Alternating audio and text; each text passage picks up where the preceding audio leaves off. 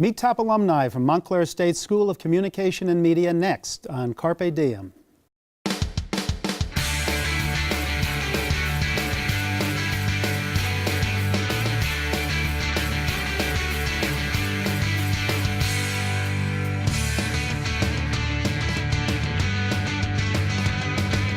Hello, welcome to Carpe Diem. I'm Marc Rosenweig, retired associate professor from the School of Communication and Media at Montclair State University.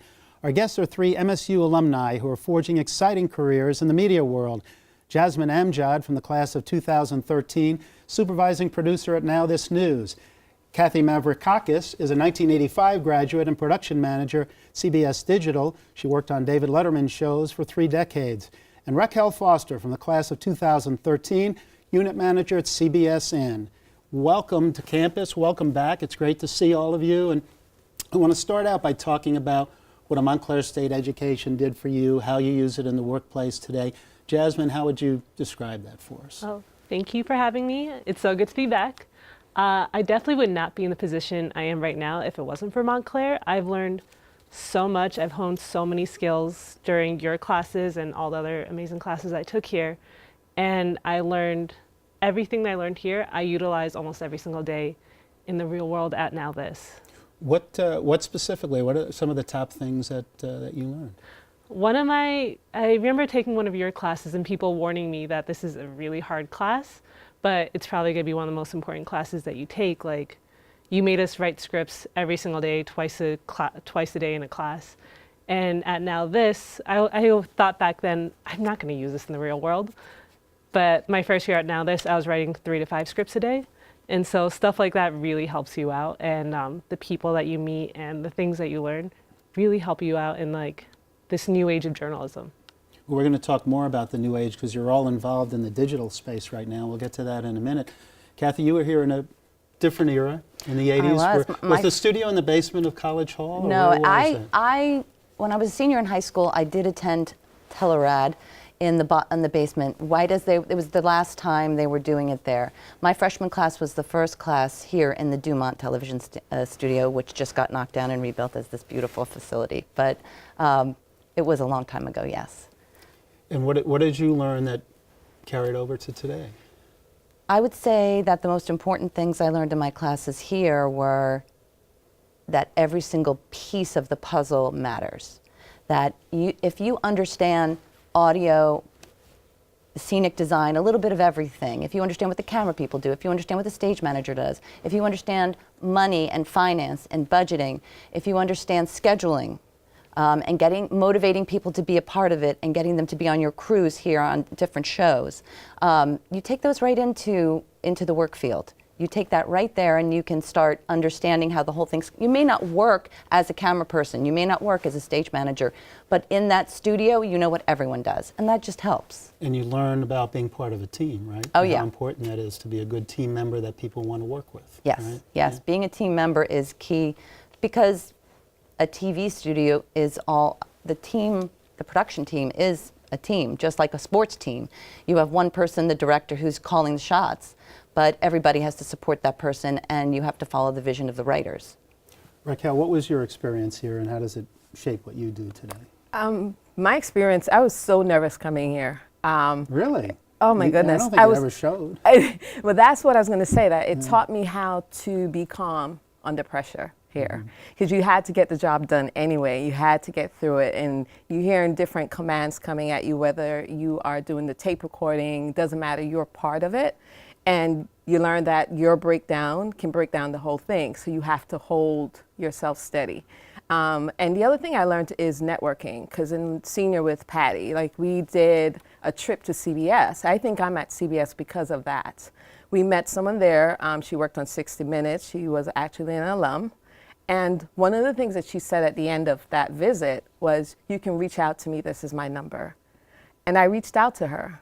And through that, I got into a program at CBS, and I believe that's why I'm actually there. So there are a lot of different areas to learn from being here. And you interned I interned at CNBC. Right, and what was that experience like? Because so many of our students, since we're 12 miles from Manhattan, have great internships in the city, or in this case, Englewood Cliffs, right?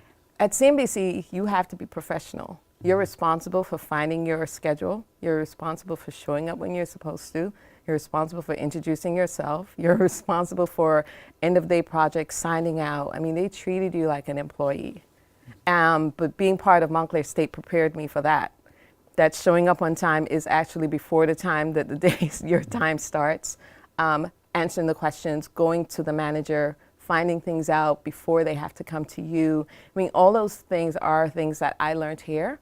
So when I went into the CNBC world, it just transferred in. Jasmine, you took what was technically not called an internship, it was more like a fellowship with Now This. How did that work, and the connection that you had here and so on? I actually have to thank you for that. You probably don't realize this, but in one of your classes, I think your ethics class, you brought someone from Mashable to the classroom. He was actually here. He's now with Discovery. Yeah? Ryan Lytle. He was here 2 days ago. Oh, wow. He came back for, that's his second I visit. need to Yeah. thank him because during his presentation with the class, he at one point goes, you know, other news organizations are doing some amazing things, like Now This News is doing some really cool things on Snapchat. I had never heard of Now This before then, but I looked at my friend and I thought, that's pretty cool. And I added them on Snapchat right then and there. After I graduated, I was applying to jobs every single day, like 10 jobs a day, wasn't hearing back.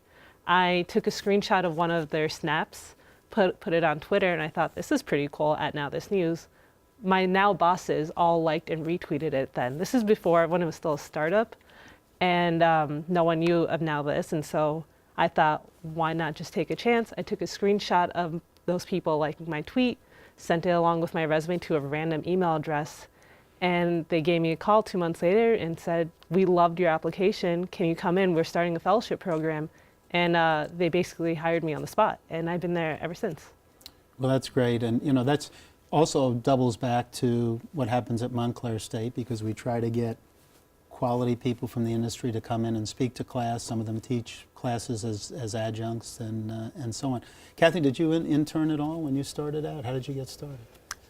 When I wanted to do my internship in my senior year, I thought I would work at the Phil Donahue show, which was coming from Chicago to New York. And I tried to reach out to them, and they were all messed up. They didn't know what they were going to do because they hadn't arrived yet. And so the NBC person sent me to Late Night with David Letterman, and I interned there and in the production department carrying scripts because the photocopiers weren't even big enough in the building to make full scripts. So I ran around largely doing scripts, props, that kind of thing, and loved it so much that when I had to leave, I was heartbroken. I worked at an advertising agency for 3 months, and I despised it. And then the receptionist job at Letterman opened up, and I went back. And then I stayed for 30 years. But I think what this all comes back to with all of you is having the ability, but also developing the network, right? I mean, how important is Networking is that? is important. As a matter of fact, when I reached out to her, she said to me that I was the only one from the class that contacted her. So that stood out to her. And I got into the PAGE program at CBS, so she was able to forward my resume to them. And yes, I had to go in an interview, and there were a group of us, it was a competition, but it was her connection that got me in, because before that, I couldn't figure it out. So networking is really important, even when you're a student. Like, all those names that you gather are very important. Writing down what they do, reaching out to them, interviewing them just for informational purposes is very important. And also, as a unit manager at CBSN, there are a lot of resumes coming through. The ones that actually get picked up the fastest are those that know someone. That person sent their resume on and said, this young person just graduated or about to graduate. Can you sit with them and just give them information? Networking is key. But also having the ability, right? Having the network and the ability. Exactly. So that's the combination. Exactly. I think it's really important for us to discuss the fact that you're all in the so-called digital space now. I mean, we didn't all start out that way, but Kathy, tell us the differences between, because we teach both what I would call traditional and digital here, and I think students need to be versatile today to be successful. I think in traditional television, there's unions, and the people who work camera are technicians, and the people who move the props are props people. And if you want to have a door opened, you have to get a props person to go open the door. A carpenter is a carpenter. And you don't step out of that box. Now, when I was at Montclair, I did everything. And I loved editing everything, but when I went to work, I became a producer and I told other people what to do. In digital, I now carry C-stands and set up lights, and I do the makeup, and I do whatever it takes. So in the digital space, I would think it's closer to being what you're teaching here, every skill. And you can be versatile by knowing all those things, and that's what we do in the digital world. It's not a union. Everyone does everything. Mm-hmm. Jasmine, I assume that's your experience too with what you do? Yeah, it's, I like saying that it's kind of insane to me that I'm doing a job that didn't exist when I was growing up. I couldn't say, I want to be a senior producer at this digital news organization. That didn't exist when I was growing up. Nor did it really exist when I was going here as well.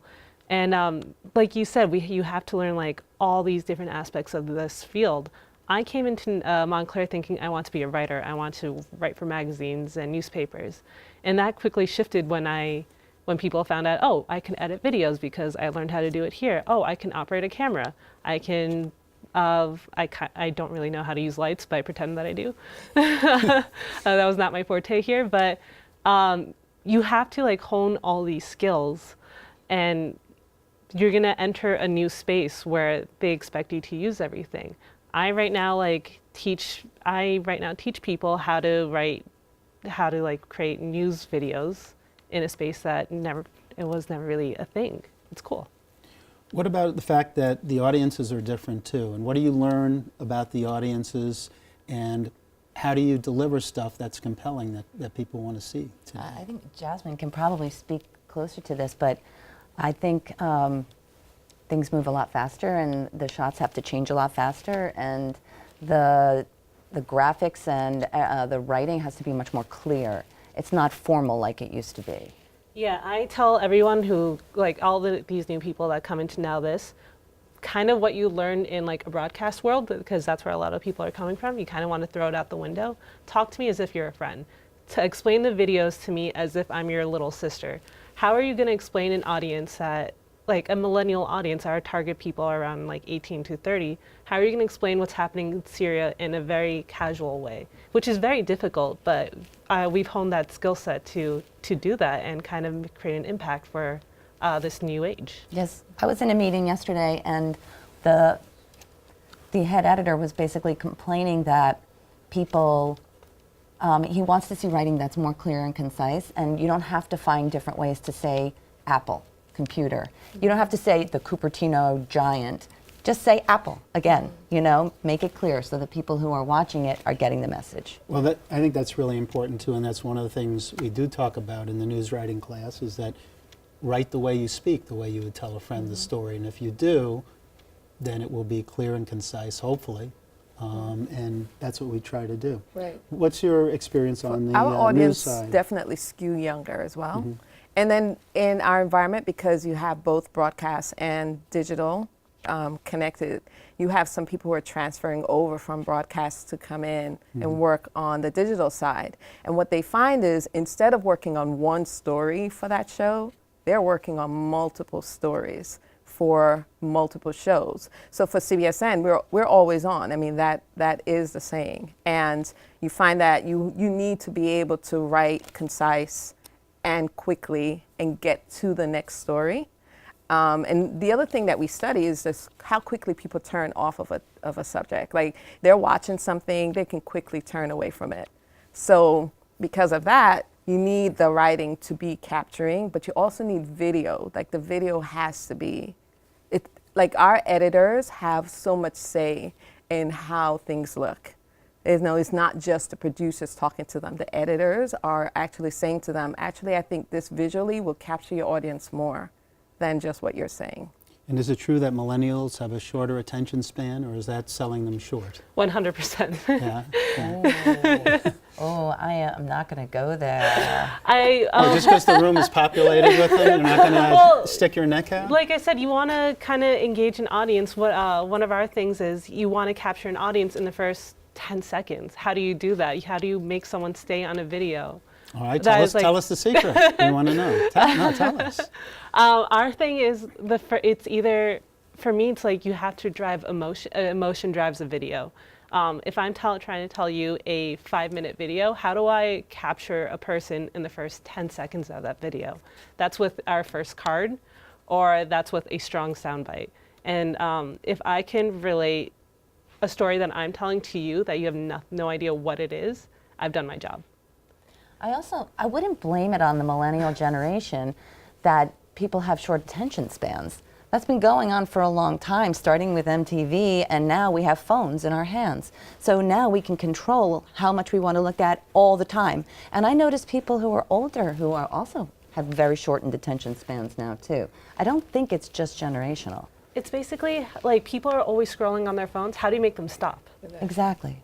So we're blaming it on the phones. We're blaming it on but the it's phones. true. But it's true. No, it's, blame it on the I mean, I do it. I'm obviously I'm not a millennial, but I've got my Twitter feed, and I'm searching through it too much, getting yelled at by my wife and others for not paying attention to other But things. it's just so much. It's so much information, so many stories, and you want to find out. And a lot of times, you can get the information in the first part of that video, and you're not interested in it anymore. So you have to connect to the person within that story. So that's why it's important for it to be authentic. And that's one of the things I believe at CBSN we try to get is the authentic voice. And we do that in our originals as well. What's that authentic voice where, it's coming from that source where we aren't telling the story. The person narrating it isn't telling the story. It's the person that you're interviewing. They're telling the story, and that's what captures people. Now, you mentioned social media and our use of it and so on. How do you use it? And how do you use it properly? And what advice do you have for our students how they should use it? I'm super big on Twitter. I find all the news stories that I pitch to my producers and how I expect them to be pitching stories to me is from Twitter. I follow all these major news organizations, and I see what's trending on Facebook, Twitter, Instagram, and I kind of see like what the kids are talking about, what everyone's talking about, and kind of use that and use it in our space as well. How do you determine what's real and what isn't? How do you get rid of the fake news? Well, you said it. Yes. What guidelines do you have? What do you tell your colleagues about that? A lot of research. You gotta one thing I say is don't pitch me something with only one source. I need multiple sources. I need to find an expert to talk about this. If it seems kind of sketchy, I'm probably going to be like, no, I don't want to take part of this unless other major news organizations are also talking about it. But then I want to take a step further and kind of do our own research and journalism and investigation. Right. For us, it's a fight not to be the first, right? Because you want to be the first out there. You want to get it out there first. But there's a pullback. It's really important that you get what is your source? How many sources do you have? And can you truly confirm this? And you will see that communication, we need additional confirmation on this before we go with it. So that's a balance. I think it's really important that you don't have an executive producer standing over you saying, we must report this when you're uncomfortable. I mean, right. How do you push back on that? It's from the top down. They have to believe that we need multiple sources. That is not just about being first. And so it trickles down to the producers. And so everyone goes according to that. So if a producer pitches something, they are going to be asked by the executive producer, how many sources, is this true? Have you confirmed it? Can we absolutely say that CBS is right about this? So. And I did a survey of sports media people a few years ago, and it was a sports media ethics survey, and their number one concern is the rush to be first rather than being right. So it's with us all the time. Right. I want to talk about sacrifices that you guys have made in your career, and the fact that maybe some people who are starting out don't understand what sacrifices are necessary. What are your thoughts on that? Sacrifices. Like sacrificing your 20s, working nights, weekends, doing whatever it takes. Social life might get impacted, et cetera. I think that in your 20s, that is your time to basically show everybody what you can do. I used to meet interns on the first day and say to them, the number one way to get noticed here, because we have a group of you, is not to stand on your head and be the funniest person in the room and the loudest person in the room. First, impress us with your work. Show us how hard you can work. Show us how smart you are in the way you work. Then we're going to love you very quickly, and then you can let your crazy personality out. But first, show us your work. And I think in your 20s, that's what you're doing. And then in your 30s, you know, you're possibly having a family, and you're making other decisions based on that. But you advance in your 30s too. Your title goes up, and you become more important in your 30s. But there's sacrifices. I think I made the most sacrifices really for my family, because you know, there were positions that if I wasn't out on maternity leave at the time, I could have done that and gone in for that job, you know. But those are decisions I made because I wanted to have a family.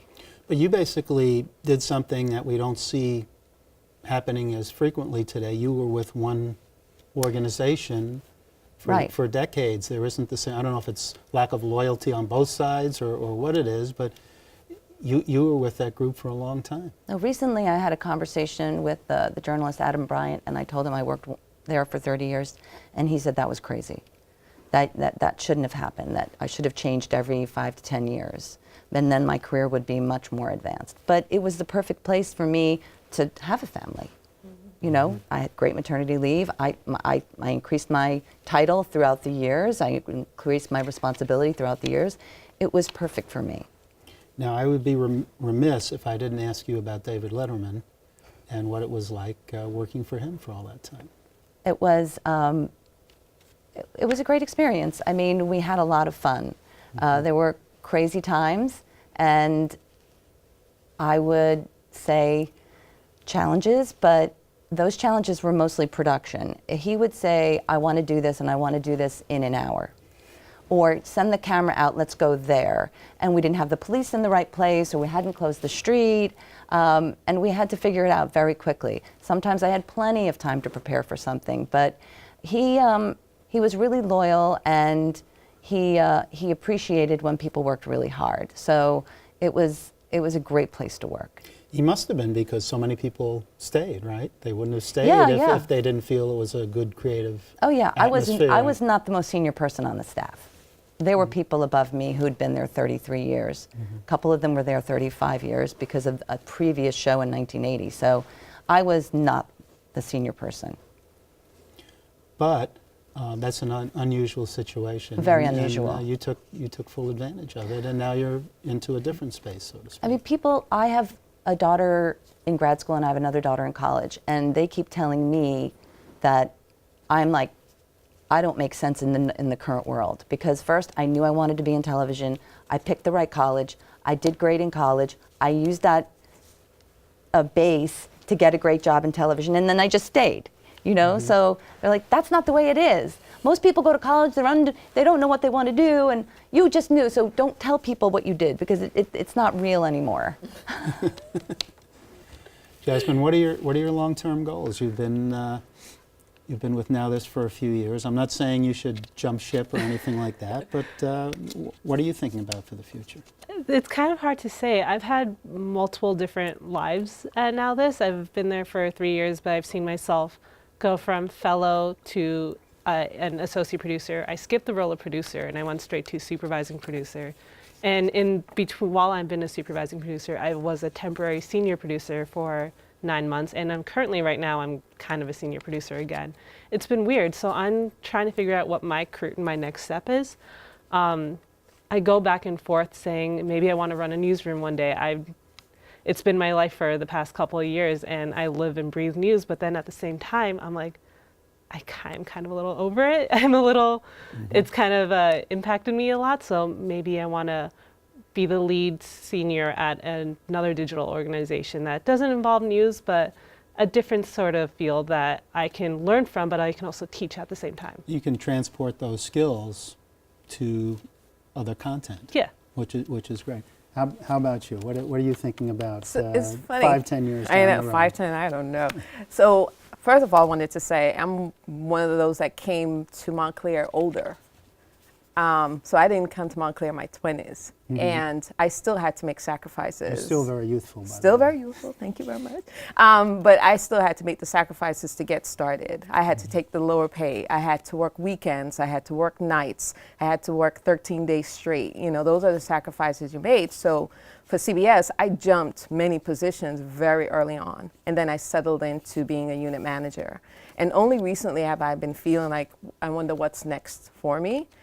So what I've been doing just for personal is doing film production. So I'm starting to do my own documentaries on my own. How do you have time for outside all of of CBS. this? You're a dynamo. I have no idea, but that's motivating to me to kind of get to the stories, some of the stories that resonate with me. So I've been doing that until I figure out what I want to do at CBS. I'm going to ask you all what your predictions are for the next decade in media. Jasmine? I like that you're looking at me. And if I knew the answer, I could make a lot of money, but I figure you guys know the It's answer. just rapidly changing all the time. Like you see Facebook Watch, OTT is like such a huge thing. It's just gonna, I feel like we can barely escape it now. It's just gonna be completely everywhere. You won't escape like digital news. I don't know exactly how that'll be. Well, I think we'll probably be seeing a lot more 360 videos, definitely a lot more we'll see on Hulu, Netflix and stuff, but yeah, we're definitely not going to escape this era anytime soon. And Kathy, you're now on the digital side. What are your thoughts? I think that, unfortunately, traditional television is going to be reduced and reduced and reduced. Like, you're going to pay for what you want to see. You know, like, people are cutting the cord, they're getting rid of cable television. They're getting their news from Snapchat and Twitter, and they are paying for Netflix and Hulu, and they're seeing what they want to see that way. So if you're a big fan of a sports team, you'll pay the NFL just to watch a feed of. I'm doing that right now. Right. I'm spending $4.99 a month to see my Ohio U Bobcats, and I'm ticked off about it, but I got to see them. But it is sort of, I think that the future is a lot of free content, but it's also pay for what you want. You don't have to pay for the things you don't want to see. Okay. Well, thank you all for being here. I really appreciate it. It's great to see you back on campus. It's great to see you doing so much, and come back often and visit with our students and set them up for internships. Definitely. Will you please? Yes. Okay. And thank you for joining us as well. We really appreciate it. If you would like more information on this or any edition of Carpe Diem, contact us at carpediem@montclair.edu or call 973-655-5158. I'm Marc Rosenweig from all of us at Montclair State University. Thanks for watching Carpe Diem.